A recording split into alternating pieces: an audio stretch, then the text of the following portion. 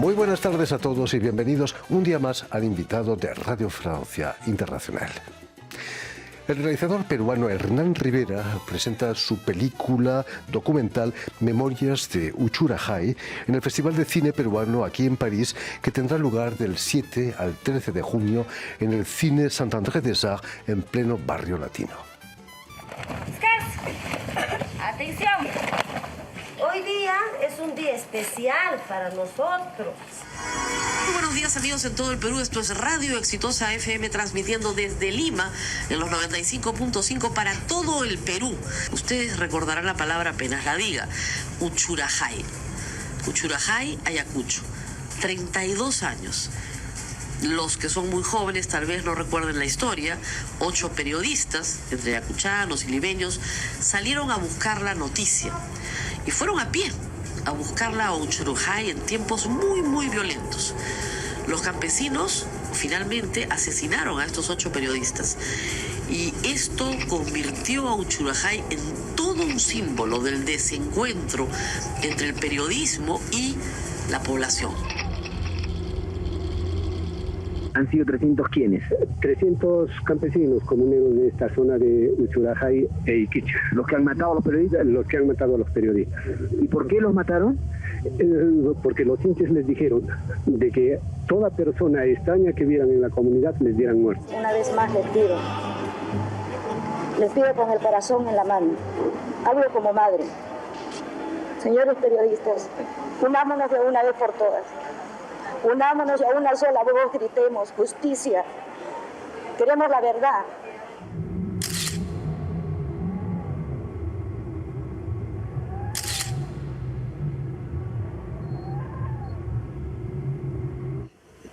Son 36 años de la muerte de los periodistas de Uchurajay. Ellos ofrendaron su vida por buscar la verdad. Y es muy doloroso para nosotros que a estos 36 años todavía no encontremos la verdad. Y precisamente para hablarnos de esta película y del Festival de Cine Peruano de París, tenemos con nosotros a su realizador, Hernán Rivera Mejía. Muy buenas tardes, Hernán. Buenas tardes, Jordi. Gracias por la invitación. No, es un placer tenerte realmente aquí entre nosotros. Permíteme que cuente a nuestros oyentes que has nacido en Lima en 1956, donde vas a realizar estudios de cine. Me contabas que en aquellos años 70 la cinefilia era una verdadera pandemia, ¿no? Y en Lima, ¿cuáles fueron las razones de ese amor desmesurado por el cine? Bueno, en mi caso particular, yo tuve una adolescencia un poco particular, porque vivía en Chosica, una pequeña ciudad balnearia en el centro hacia Huancayo, hacia la Sierra Central, a una hora de Lima, y ahí habían 3 salitas de cine, con esa programación barrial que cambiaba todos los días. Y bueno, sucedió que me enamoré de una chica, es una historia que no le he contado casi nunca, cuya madre era boletera en un cine.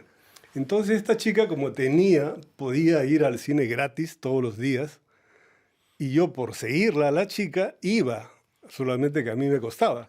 Entonces, así me he visto películas que ni pensaba, o sea, mi interés no fue cinéfilo, sino más bien romántico, pero ahí empezó mi gusto por el cine. Fue amor por el séptimo arte. Amor por el... O gracias al séptimo arte. Sí. Es cierto que además fuiste miembro fundador de lo que sería quizás la Cinemateca de Lima. Bueno, eso fue ya en los años 80, cuando yo ya estaba, ya había incluso terminado los estudios de cine en la Escuela de Cine de la Universidad de Lima.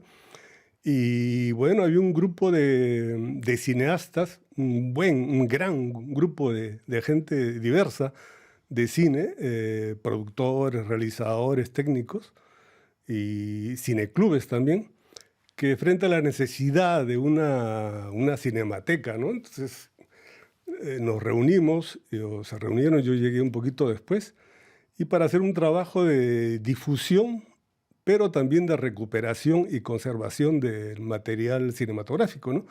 Que lamentablemente no pudo continuar ni desarrollarse por falta de fondos. porque presentamos proyectos al Ministerio de Cultura y nunca se llegó a concretar nada, ¿no?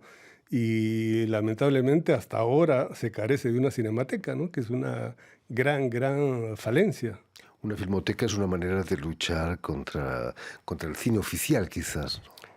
Sí, pero más que eso es la memoria, o sea, es importante la memoria, o sea, hay películas que de los años 80, incluso ahora, ya no existen, no hay copias. Y eso es lamentable, ¿no? Ahora se está tratando de recuperar películas de manera digital, que es menos oneroso, ¿no? Cuesta, pero menos, ¿no? Que hacer todo el trabajo de recuperación en cine, en película, ¿no? Es un trabajo que hace actualmente una de las cinematecas mayores, es la Cinemateca de Boloña, que hace ese trabajo de recuperación. Es importante.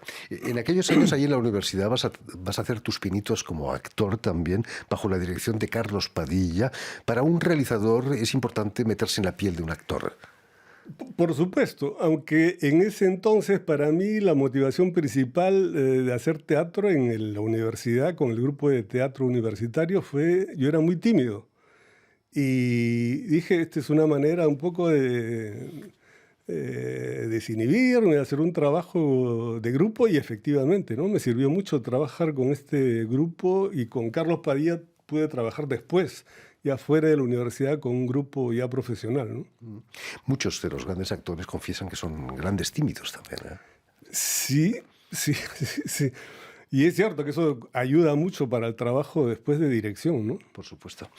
Vas a venir a París en 1986, donde vas a obtener un diploma de predoctorado en cine antropológico en la Universidad de Nanterre. ¿Qué es lo que te atrajo a París? Quizás el hecho de ser una capital internacional del cine. No, la verdad que no. Una mujer también, ¿no? Curiosamente, sí. Es una historia de amor también. En realidad, mi proyecto de vida en esos años en Perú era ir a vivir a Brasil. Yo había estado en Brasil el año 84, unos meses, y quedé cautivado por la efervescencia cultural, el movimiento, sobre todo joven. Y dije, no, aquí debo vivir, vengo aquí a vivir, ¿no? Pero bueno, las circunstancias, cuando volví al Perú, la que era mi enamorada en aquel entonces, sin saber yo, había venido aquí a Francia.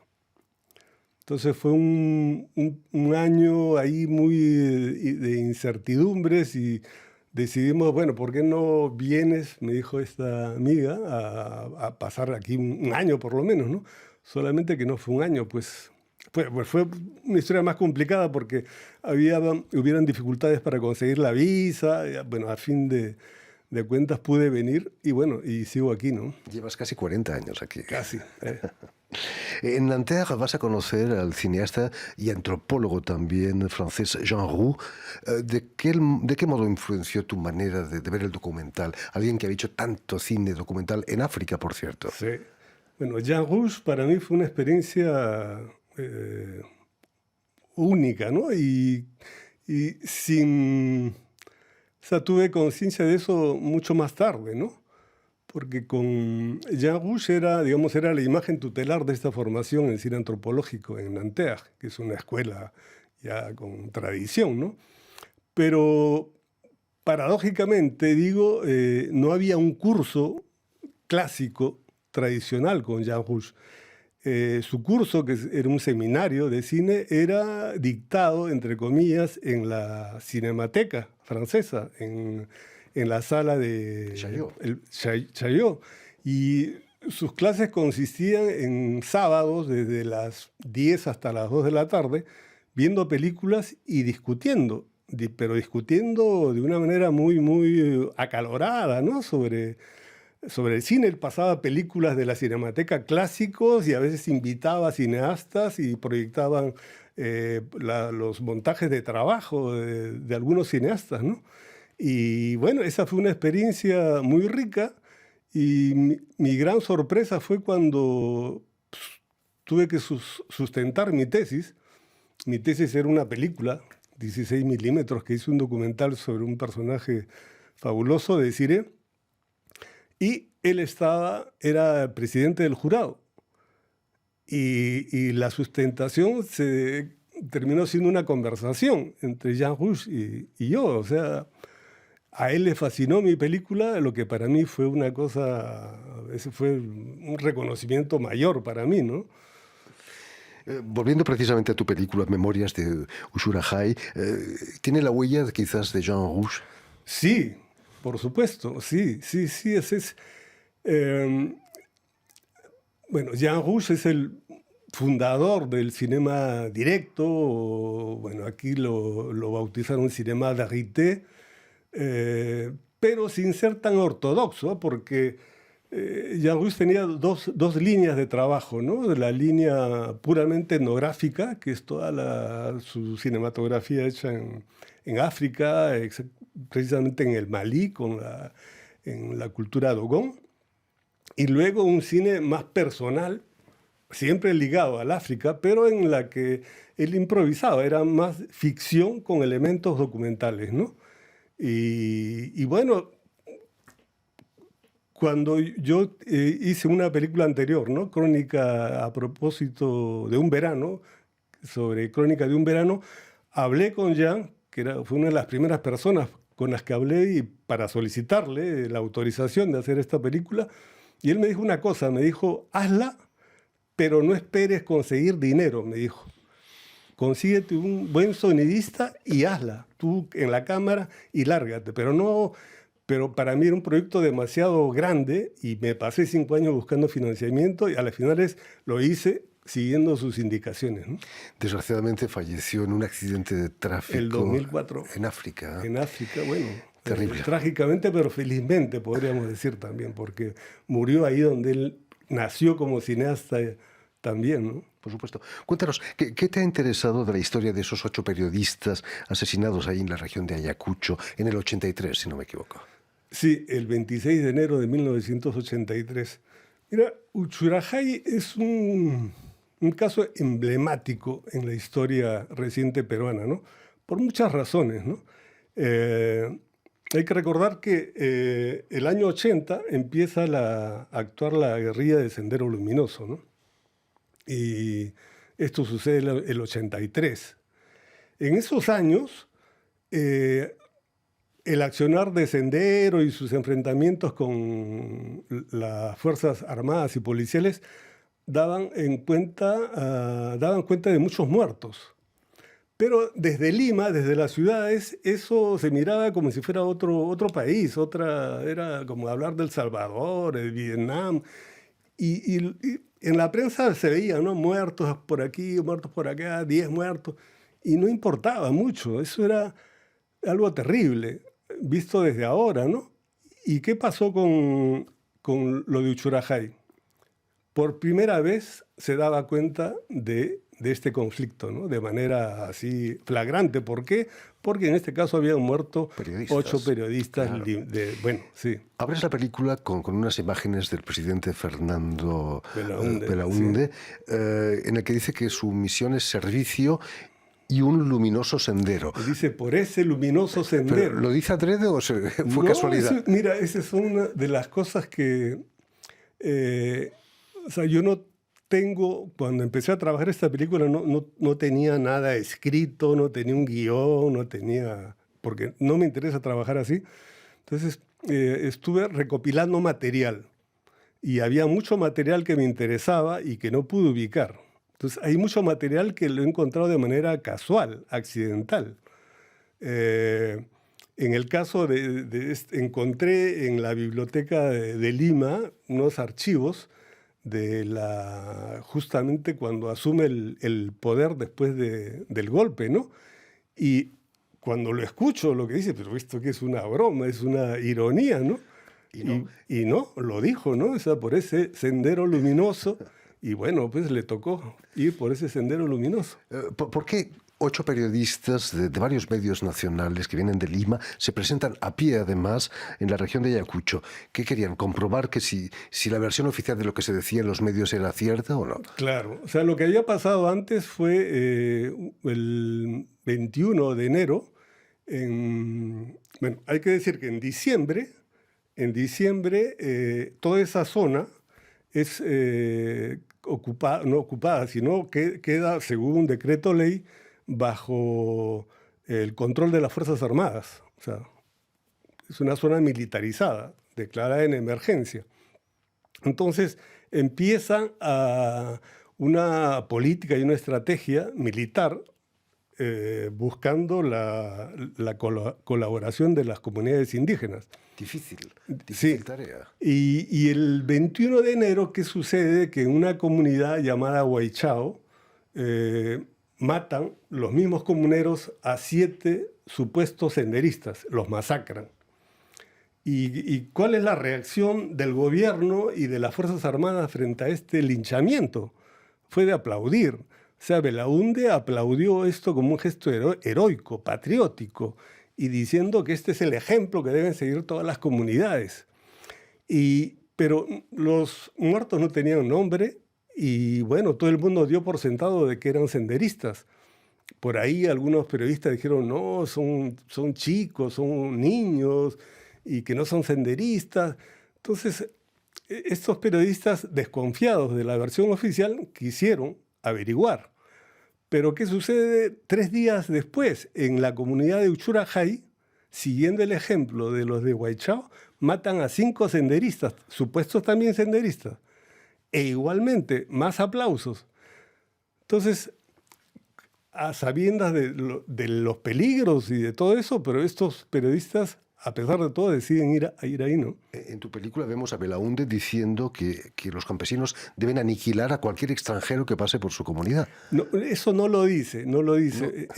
O sea, no se le ve el decirlo. Lo que, o sea, lamentablemente no pude conseguir en los archivos, porque él daba unas conferencias de prensa los domingos, y en eso dice, o sea, este es la actitud heroica, valiente, democrática, ¿no?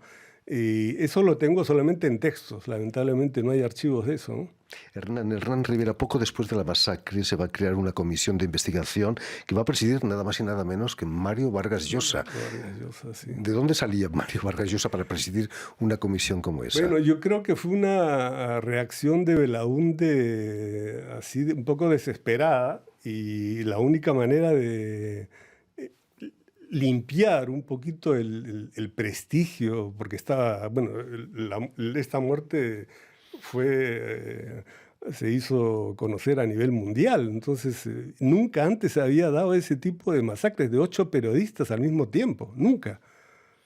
Un político francés dijo hace unos años que si se quiere enterrar un asunto, crea una comisión y ahí se acabó. Exactamente. O sea, quizás esa fue la solución. Y esa comisión, lo lamentable es de que, si bien es cierto, al final tú lees su diagnóstico, el diagnóstico social que hacen del país y una explicación antropológica, psicológica, puede ser algo acertada, pero lo cierto también es que no hubo investigación. No hubo investigación. Entonces, pero sin embargo, eso se tomó en cuenta como si realmente fuera la investigación, ¿no? Y mientras tanto, no hubo ninguna investigación policial. Y tampoco en el Parlamento, porque eso hubiera sido otra tarea del Parlamento, abrir una comisión de investigación. Pero no, todo eso quedó bloqueado. Casi 40 años después de la masacre, todavía las familias de los periodistas están buscando justicia, ¿no? Eso es lo triste es eso. Bueno, ya casi quedan muy pocos, ¿no? O sea, en todos estos años se hace como una especie de ritual. Cada 26 de enero hay una serie de hechos, más que todo protocolares, ¿no? Pero las familias han ido, sobre todo en los primeros años, han mantenido una lucha permanente, ¿no? Pero poco a poco han ido debilitándose y quedando poco solos, ¿no?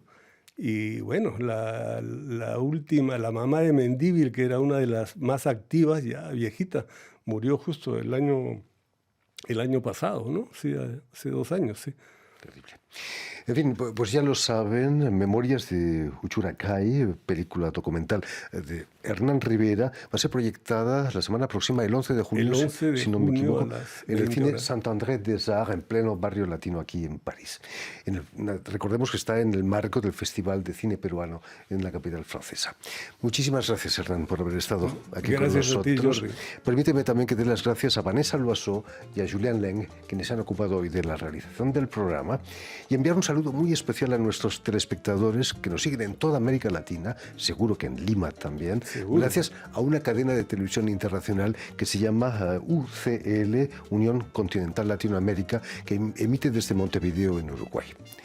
Y a ustedes, muchísimas gracias por su atención y les damos cita para una nueva edición de El Invitado de Radio Francia Internacional.